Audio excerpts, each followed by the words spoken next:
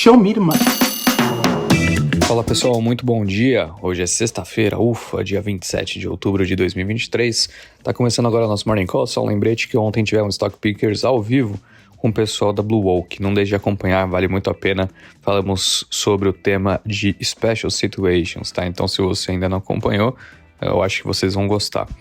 Bom, sobre a abertura, né, a gente vê um ambiente positivo e que é um pouco contrário ao que aconteceu no cenário internacional ontem, mas na direção que a gente viu o Ibov, né? A bolsa por aqui fechou em 1,73 de valorização, aos 114.777 pontos, e fazia tempo que a gente não via algo assim, né? O índice foi completamente na contramão das bolsas de Nova York, que encerraram o dia em queda, pressionadas por empresas de tecnologia, mas por aqui o bom humor com o IPCA 15, indicando ali a continuidade de queda da Selic em meio ponto percentual na reunião do Copom da semana que vem, favoreceu o nosso mercado. E o dólar fechou em queda de 0,23 a 4,99, enquanto lá fora, né, frente às principais moedas do mundo, ele acabou operando em alta de 0,12.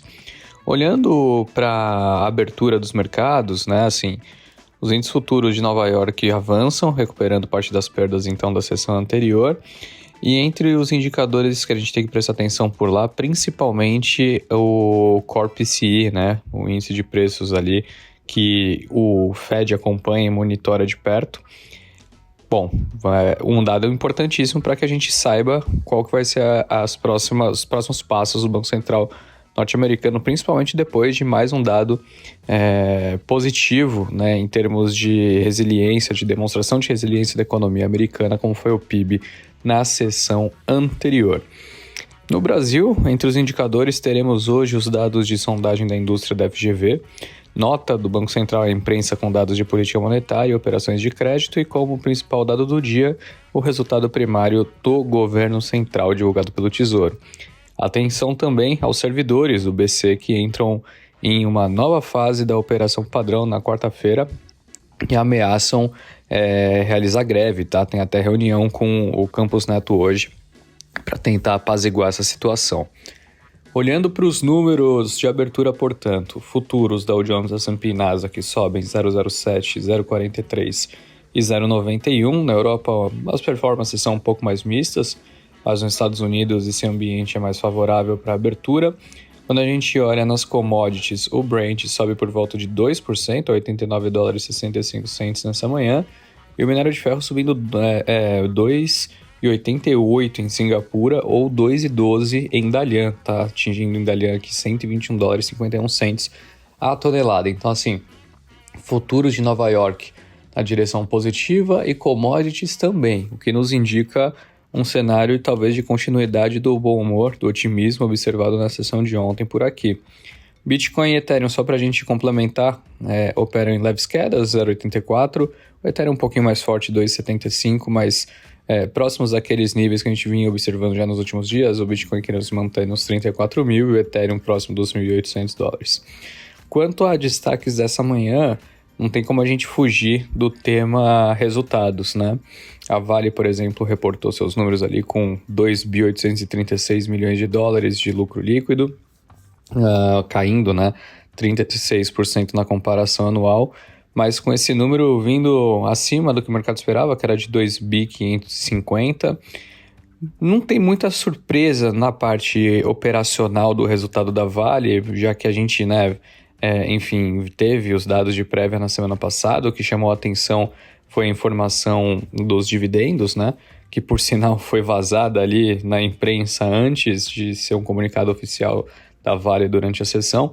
Eles vão pagar 10.580 milhões de reais em dividendos, sendo ali 2,33 por ação, divididos ali em 1,56 como dividendo e 76 centavos como JCP. Sobre esses números, na avaliação dos analistas da XP, o conjunto de resultados atenua parcialmente as preocupações com custos, uma vez que a distribuição de proventos reflete o conforto da empresa na sua geração do fluxo de caixa e na conclusão da transação da Vale Metais Básicos, né? Então, é um movimento importante que a gente viu sendo realizado ali pela empresa. Sobre o resultado da Suzano, um prejuízo de 729 milhões no período, revertendo um lucro de 5,5 bi quase, né, de um mesmo momento ali do ano passado. mas o número vindo abaixo do que o mercado esperava, né? O consenso era de um prejuízo ali de 1,5 bi, veio 729 milhões, enfim, bem abaixo então dessa expectativa. O EBITDA ajustado foi de 3 bilhões 695. Quando a gente olha para o lucro da Suzano, tem que sempre tomar cuidado, porque tem uma variação grande ali, né, de questão com resultado financeiro, consequência de operações cambiais com derivativos de proteção. Então acaba sujando um pouco o lucro da empresa. Quando a gente olha para o EBITDA, já fica uma situação um pouco mais normalizada. Teve 3.695, como eu vinha dizendo, né?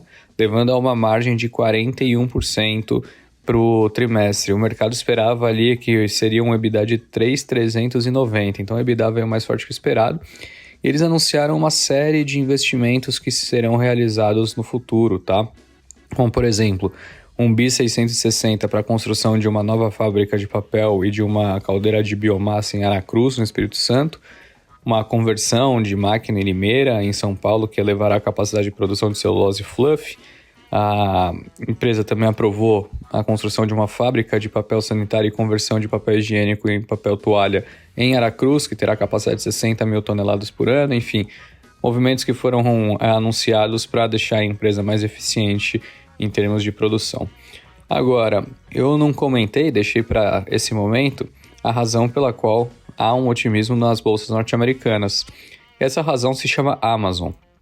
De acordo com a CNBC, ali a empresa teve uma receita crescendo ali 13% no trimestre, num sinal de que o negócio está vendo uma recuperação após um 2022 difícil, marcado pelo aumento de inflação e também pela abertura das taxas, né, de juros. Então a empresa ficou mais eficiente, mandou 27 mil funcionários embora desde outono do ano passado, e, consequentemente, a margem foi se expandindo novamente, né? Então, o resultado da Amazon, de maneira geral, pessoal, foi bem recebido. As Big Techs vinham apresentando dificuldades, com a exceção da Microsoft nos seus números.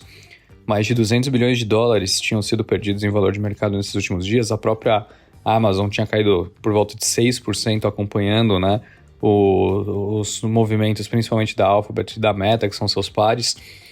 Então, a surpresa positiva que a gente vê se desenhar na sessão de hoje para a empresa faz com que ela avance quase 7% no pré-mercado e contribui, de certa forma, para fazer o mercado ter uma perspectiva favorável para essa abertura, né? Vemos uma melhora principalmente no segmento de e-commerce aqui. Eles venderam muito no Prime Day, foi a maior venda da história. Prime Day que aconteceu em julho.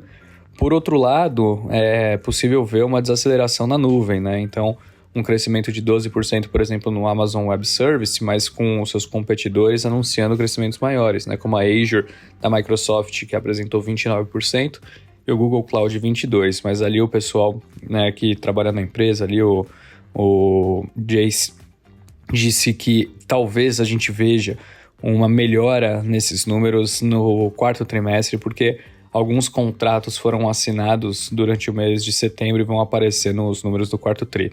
Fato é que o mercado gostou. Então é isso, espero que vocês tenham uma ótima sexta-feira, um bom final de semana, um grande abraço e até mais. Tchau, tchau.